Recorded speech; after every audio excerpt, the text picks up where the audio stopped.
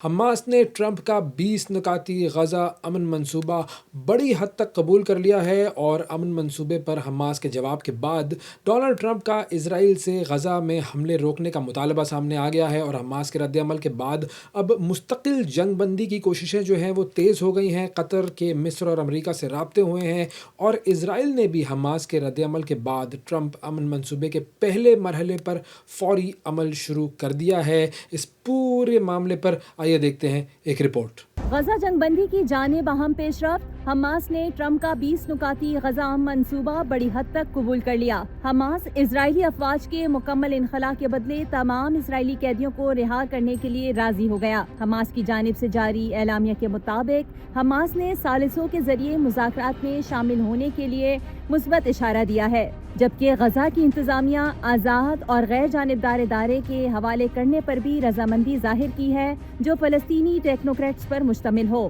اور اس ادارے کی تشکیل قومی اتفاق رائے اور عرب و اسلامی حمایت کی بنیاد پر کی جائے۔ حماس نے ٹرمپ منصوبے کے بعض نکات پر تحفظات کا اظہار کرتے ہوئے برطانیہ کے سابق وزیر اعظم ٹونی بلیئر کا مجوزہ کردار مسترد کر دیا ہے، جبکہ حماس رہنما موسیٰ ابو مرزوق نے واضح کیا کہ اسرائیلی قبضہ ختم ہونے سے پہلے حماس غیر مسلح نہیں ہوگی، جبکہ 72 گھنٹے کے اندر یرغمالیوں کو حوالے کرنے کو بھی غیر حقیقت پسندانہ قرار دیا ہے۔ حماس کے رد عمل کے بعد مستقل جنگ بندی کی کوششیں تیز ہو گئیں۔ امریکی صدر ڈونلڈ ٹرمپ نے اسرائیل سے غزہ میں فوری حملے روکنے کا مطالبہ بھی کر دیا۔ صدر ٹرمپ نے ٹویٹ میں لکھا کہ حماس کے تازہ بیان سے ظاہر ہوتا ہے کہ وہ دیر پا امن کے لیے تیار ہیں۔ انہوں نے اس بات پر بھی زور دیا کہ اسرائیل کو فوری طور پر غزہ پر بمباری روک دینی چاہیے تاکہ یرغمالیوں کو فوری اور محفوظ طریقے سے نکالا جا سکے۔ ادھر قطری وزیر خارجہ نے حماس کے فیصلے کا خیر مقدم کرتے ہوئے غزہ جنگ کے خاتمے تک بات چیت جاری رکھنے کے لیے مصر اور امریکہ سے رابطے شروع کر دیے ہیں۔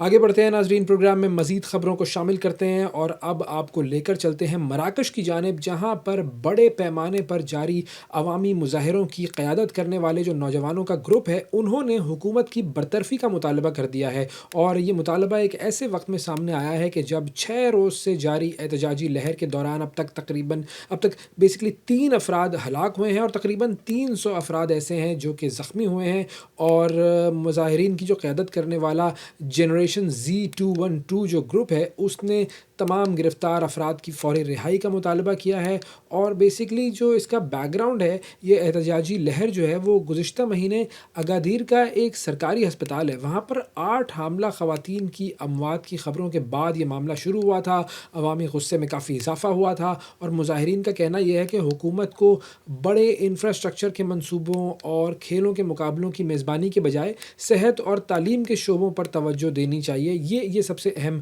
جو مطالبہ ہے۔ اور جو وزیر اعظم ہیں عزیز اخنوش، انہوں نے اپنے پہلے عوامی خطاب میں، جو مظاہروں کے بعد ان کا پہلا عوامی خطاب تھا، اس میں انہوں نے کہا کہ حکومت جو ہے وہ احتجاج کرنے والوں کے مطالبات پر بات چیت کے لیے تیار ہے اور انہوں نے جو ہے وہ جو لوگ جو جاں بحق ہوئے ان مظاہروں میں ان کی ہلاکت کو انہوں نے افسوسناک قرار دیا۔ اور اب مراکش کی جو وزارت داخلہ ہے اس نے یہ بتایا کہ یہ افراد جو ہیں وہ ایک مقامی پولیس اسٹیشن پر حملے کی کوشش کر رہے تھے اور اس دوران یہ مارے گئے ہیں اور اب تک تقریباً 400 کے قریب افراد کو گرفتار کرنے کی رپورٹس آئی ہیں اور 300 افراد جو ایسے ہیں وہ زخمی ہوئے ہیں اور زیادہ تر ایسے لوگ ہیں جو کہ سیکیورٹی اہلکار ہیں اور اسی طرح 80 سے زائد سرکاری اور نجی عمارتوں کو اور سینکڑوں گاڑیوں کو بھی نقصان پہنچایا گیا ہے۔ اور مظاہرین نے کرپشن کے خاتمے، آزادی، وقار اور سماجی انصاف کے نعرے بلند کیے ہیں اور یہ جو گروپ ہے جنریشن Z212، اس نے بیسکلی اپنے بیانات میں کہا ہے کہ وہ اپنے ملک سے محبت کرتے ہیں، بادشاہ جو ہیں محمد ششم ان سے محبت کرتے ہیں، لیکن بعض جو سیاسی جماعتیں ہیں ان کی یہ مکمل مخالفت کرتے ہیں۔ اب بالکل اسی طرح کی صورتحال جو ہے وہ فرانس میں بھی ہے اور فرانس کی طرف ہم آپ کو لے کر چلتے ہیں۔ فرانس کا دارالحکومت ہے پیرس اور پیرس سمیت ملک کے بڑے شہروں میں حکومت مخالف بڑے پیمانے پر مظاہرے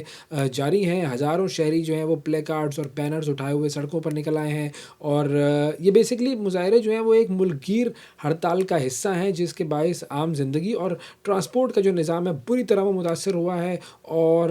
ملک کے کافی حصوں میں یہ مظاہرے ہو رہے ہیں اور جو منتظمین ہیں وہ یہ کہہ رہے ہیں کہ تقریباً جو مظاہروں میں شرکت کرنے والے لوگوں کی تعداد ہے وہ ہے 6 لاکھ سے زائد، اور بیسکلی یہ جو احتجاج ہے یہ پینشن اصلاحات کے خلاف اور حکومت کے 2026 کے بجٹ مسودے پر نظر ثانی کے مطالبے کے ساتھ منسلک ہے، اور مظاہرین کا کہنا یہ ہے کہ حکومت کی جو اصلاحاتی پالیسیاں ہیں وہ عوام دشمن ہیں اور ان سے محنت کش طبقے پر مزید بوجھ ڈالنے کی کوشش کی جا رہی ہے۔ اور پیرس میں اس کا جو مرکزی احتجاج ہوا ہے اس دوران کافی بڑی تعداد میں لوگ سڑکوں پر نکلے تھے، میٹرو سروس بند ہو گئی تھی،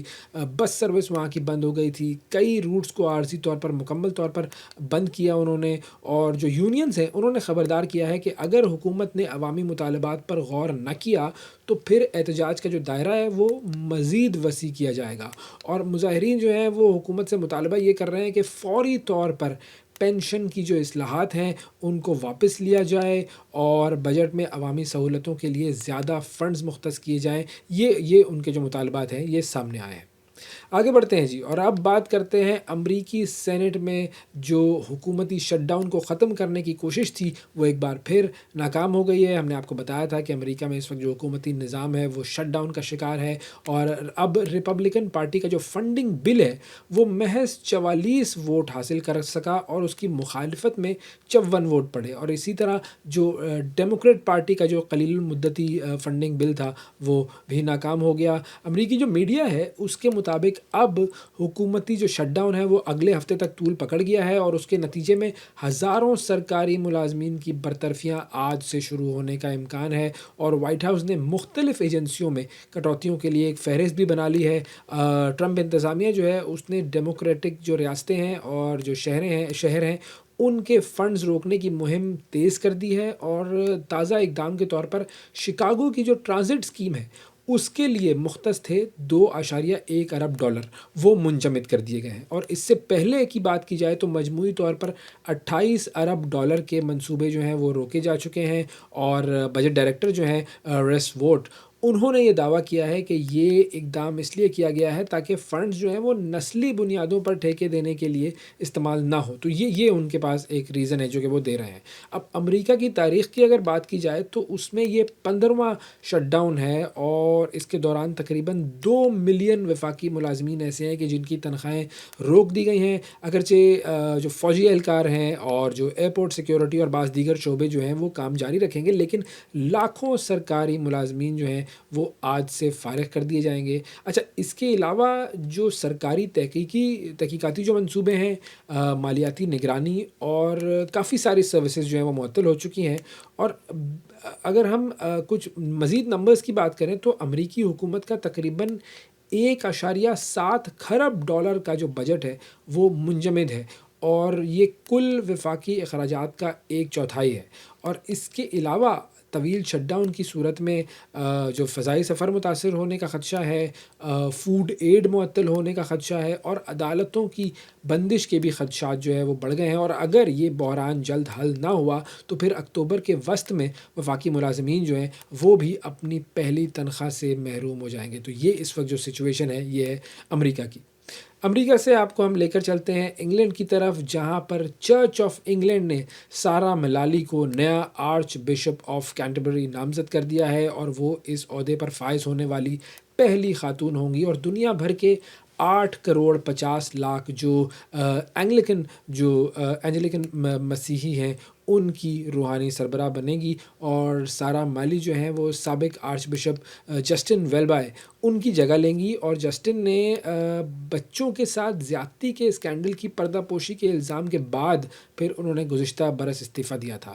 63 سال کی خاتون ہے سارہ ملالی، اور ان کی تقرری کی جو باضابطہ جو تقریب ہے وہ ہوگی جنوری 2026 میں کینٹربری کیتھیڈرل میں، اور اس سے قبل وہ لندن کی بشپ کے طور پر بھی خدمات انجام دے رہی تھیں۔ اچھا، اب انگلینڈ کی 500 سالہ تاریخ کو اگر دیکھا جائے تو اس میں پہلی بار یہ خاتون آرچ بشپ بنی ہیں سارہ ملالی، اور ان کی جو پہلی تقریر تھی اس میں انہوں نے برطانیہ میں بڑھتی ہوئی یہود دشمنی کی بات کی ہے، اور انہوں نے کہا ہے کہ جی اینٹی سیمیٹزم جو ہے وہ کافی بڑھ گیا ہے، پھر نسل پرستی کی بھی انہوں نے بات کی، ہجرت کے مسائل جو امیگرنٹس کے مسائل ہیں اس کے اوپر بھی انہوں نے بات کی، اور انہوں نے یہ کہا کہ چرچ کی ذمہ داری ہے کہ وہ ہر قسم کی نفرت کے خلاف کھڑا ہو۔ سارہ ملالی کی جو تقرری ہے اس پر چرچ کے اندرونی اختلافات ایک بار پھر سامنے آ گئے ہیں اور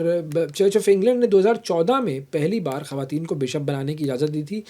لیکن جو اینگلیکن کمیونین ہے اس کے کئی قدامت پسند ممالک یعنی کہ نائجیریا ہو گیا، یوگینڈا، روانڈا، ان کے چرچ آج بھی خواتین بشپ یا پادریوں کو بائبل کی تعلیمات کے خلاف سمجھتے ہیں۔ اور جو